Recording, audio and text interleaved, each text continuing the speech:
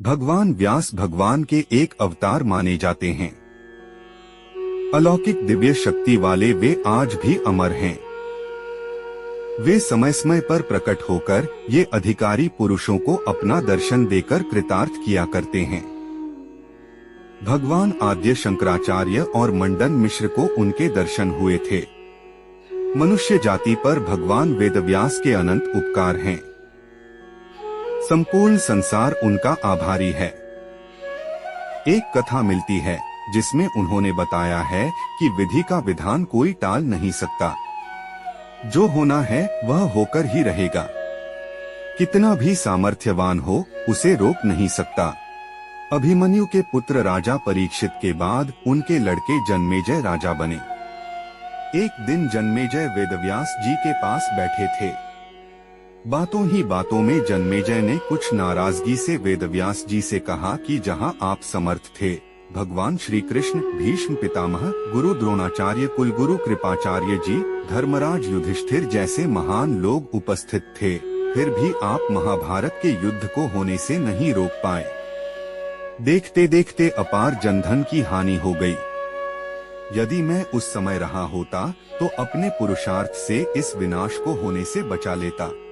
अहंकार से भरे जन्मेजय के शब्द सुनकर भी व्यास जी शांत रहे। उन्होंने कहा कि पुत्र, अपने पूर्वजों की क्षमता पर शंका न करो। यह सब तो विधि द्वारा निश्चित था, जो बदला नहीं जा सकता था। यदि ऐसा हो सकता तो श्री कृष्ण में ही इतनी सामर्थ्य थी कि वे युद्ध को रोक सकते थे। जन्मेजय अपनी बात पर अड़ा रहा और बोला, मैं इस सिद्धांत को नहीं मानता। आप तो भविष्यवक्ता है। मेरे जीवन की होने वाली किसी होने को बताइए, मैं उसे रोककर प्रमाणित कर दूंगा कि विधि का विधान निश्चित नहीं होता। व्यास जी ने कहा कि पुत्र, यदि तू यही चाहता है तो सुन, कुछ वर्ष बाद तू काले घोड़े पर बैठकर शिकार करने जाएगा। दक्षिण दिशा में समुद्र तट पर पहुंचेगा। वहां तुम्हें एक सुंदर स्त्री मिलेगी। उसे तू महलों में लाएगा और उससे विवाह करेगा। मैं तुमको मना करूंगा कि ये सब मत करना, फिर भी तुम यह सब करोगे। इसके बाद उस लड़की के कहने पर तुम एक यज्ञ करेगा। मैं तुमको आज ही चेता रहा हूँ कि उस यज्ञ को तुम वृद्ध ब्राह्मणों से कराना, लेकिन वह यज्ञ तुम युवा ब्राह्मणों से कराओगे। जन्मेजय ने हंसते हुए व्यास जी की बात काटते हुए कहा, मैं आज के बाद काले घोड़े पर ही नहीं बैठूंगा तो ये सब घटनाएं घटित ही नहीं होगी।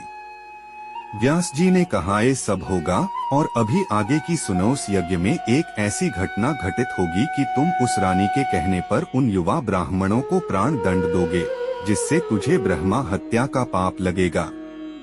इससे तुझे कुष्ठ रोग होगा और वही तेरी मृत्यु का कारण बनेगा। इस घटनाक्रम को रोक सको तो रोक लो। वेदव्यास जी की बात सुनकर जन्मेजय ने एहतियातवश शिकार पर जाना ही छोड़ दिया, परंतु जब होने का समय आया तो उसे शिकार पर जाने की बलवती इच्छा हुई। उसने सोचा कि काला घोड़ा नहीं लूंगा, पर उस दिन उसे अस्तबल में काला घोड़ा ही मिला। उसने सोचा कि मैं दक्षिण दिशा में नहीं जाऊंगा, परंतु घोड़ा अनियंत्रित होकर दक्षिण दिशा की ओर गया और समुद्र तट पर पहुंचा। वहां पर उसने एक सुंदर स्त्री को देखा और उस पर मोहित हो गया। जन्मेजय ने सोचा कि इसे लेकर महल में तो ले जाऊंगा, लेकिन शादी नहीं करूंगा। परंतु उसे महलों में लाने के बाद उसके प्यार में पड़कर उससे विवाह भी कर लिया। फिर रानी के कहने से जन्मेजय द्वारा यज्ञ भी किया गया। उस यज्ञ में युवा ब्राह्मण ही रखे गए। किसी बात पर ये युवा ब्राह्मण रानी पर हंसने लगे। रानी क्रोधित हो गई। रानी के कहने पर राजा जन्मेजय ने उन्हें प्राण दंड की सजा दे दी। फलस्वरूप उसे कोढ़ हो गया। अब जन्मेजय घबरा गया और तुरंत व्यास जी के पास पहुंचा और उनसे जीवन बचाने के लिए प्रार्थना करने लगा। वेदव्यास जी ने कहा कि एक अंतिम अवसर तेरे प्राण बचाने का और देता हूँ। मैं तुझे महाभारत में हुई घटना का श्रवण कराऊं, जिसे तुझे श्रद्धा एवं विश्वास के साथ सुनना होगा। इससे तेरा कोढ़ मिटता जाएगा। परंतु यदि किसी भी प्रसंग पर तूने अविश्वास किया तो मैं महाभारत का प्रसंग रोक दूंगा और फिर मैं भी तेरा जीवन नहीं बचा पाऊंगा। याद रखना, अब तेरे पास यह अंतिम अवसर है। अब तक जन्मेजय को व्यास जी की बातों पर पूरा विश्वास हो चुका था, इसलिए वह पूरी श्रद्धा और विश्वास से कथा श्रवण करने लगा। व्यास जी ने कथा आरंभ किया। जब भीम के बल के वे प्रसंग सुनाया कि भीम ने हाथियों को सूंडों से पकड़कर उन्हें अंतरिक्ष में उछाला, वे हाथी आज भी अंतरिक्ष में घूम रहे हैं। यह सुनकर जन्मेजय अपने आप को रोक नहीं पाया और बोल उठा कि ये कैसे संभव हो सकता है, मैं नहीं मानता।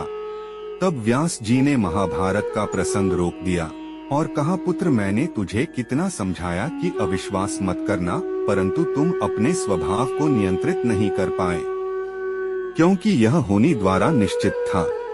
फिर व्यास जी ने अपनी मंत्र शक्ति से आवाहन किया तो वे हाथी पृथ्वी की आकर्षण शक्ति में आकर नीचे गिरने लगे। तब व्यास जी ने कहा, यह मेरी बात का प्रमाण है।